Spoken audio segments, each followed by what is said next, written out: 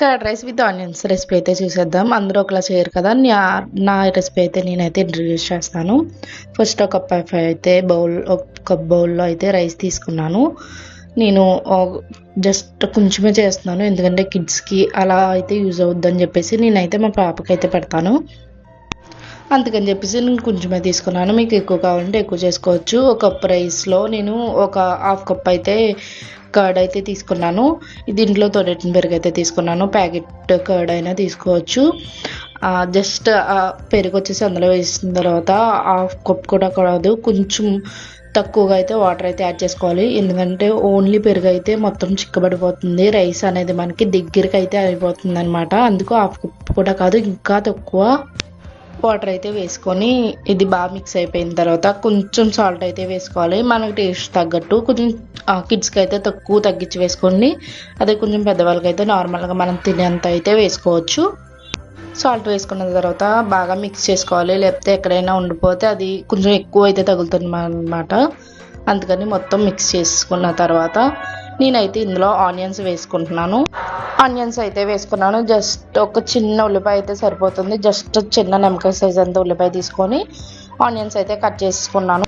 నైస్గా చాప్ చేసుకున్న ఆనియన్స్ అయితే చాలా బాగుంటుంది. నార్మల్గా అయితే కనుక మిల్క్ వేసుకొని చేసుకోవచ్చు.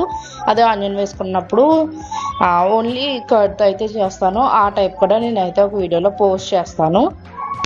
ఇప్పుడు పొయ్యి మీద ఒక చిన్న పెనం పెట్టేసుకొని పెనం హీట్ అయిందో లేదో చూసిన తర్వాత అందులో ఆయిల్ వేసుకోవాలి. మనకు సరిపోయినంత అయితే ఆయిల్ వేసుకోవాలి. ఆయిల్ వేసుకొని అది హీట్ అయిన తర్వాత పచ్చెనపప్పు తీసుకున్నాను. నేనైతే 3 స్పూన్స్ అయితే తీసుకున్నాను. చిన్న స్పూన్తో 3 స్పూన్స్ అయితే తీసుకున్నాను. మీ ఇష్టం, మీ రైస్ క్వాంటిటీని బట్టి. ఎందుకంటే టేస్ట్ వచ్చేసి మనకంతా దీంతోనే వస్తుంది, పచ్చెనపప్పుతోనే టేస్ట్ అయితే బాగుంటుంది అనమాట. అందుకని నేనైతే 3 టీ స్పూన్స్ అయితే తీసుకున్నాను. మీ ఇష్టం, కొంచెం తగ్గించి కూడా తీసుకోవచ్చు. ఇది కొంచెం లైట్గా ఫ్రై అయిన తర్వాత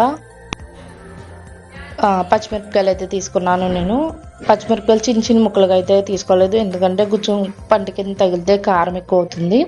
అందుకని కొంచెం పెద్ద కట్ చేసుకొని అవి అయితే వేసుకున్నాను.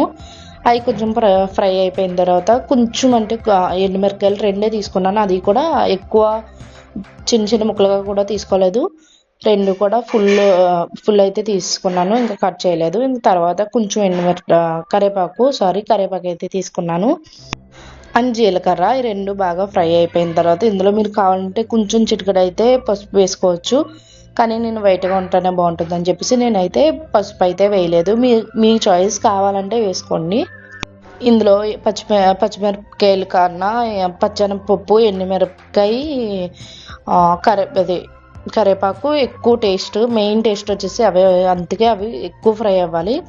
ఇప్పుడు దీన్ని మనం ఆల్రెడీ మిక్స్ చేసుకున్న కర్డ్ బౌల్ ఉంది కదా, కర్డ్ రైస్ బౌల్, అందులోకి అయితే షిఫ్ట్ చేసుకొని మీకు సాల్ట్ ఈ స్టేజ్లోనే చూసుకోండి. సరిపోయింది అనుకుంటే యాడ్ చేయక్కర్లేదు, సరిపోలేదు అనుకుంటే మిక్స్ చేసుకోండి. ఇంకా ఈ వీడియో నచ్చినట్టయితే సబ్స్క్రైబ్ చేసుకోండి, ఇంకా రైస్ రెసిపీస్ వస్తాయి.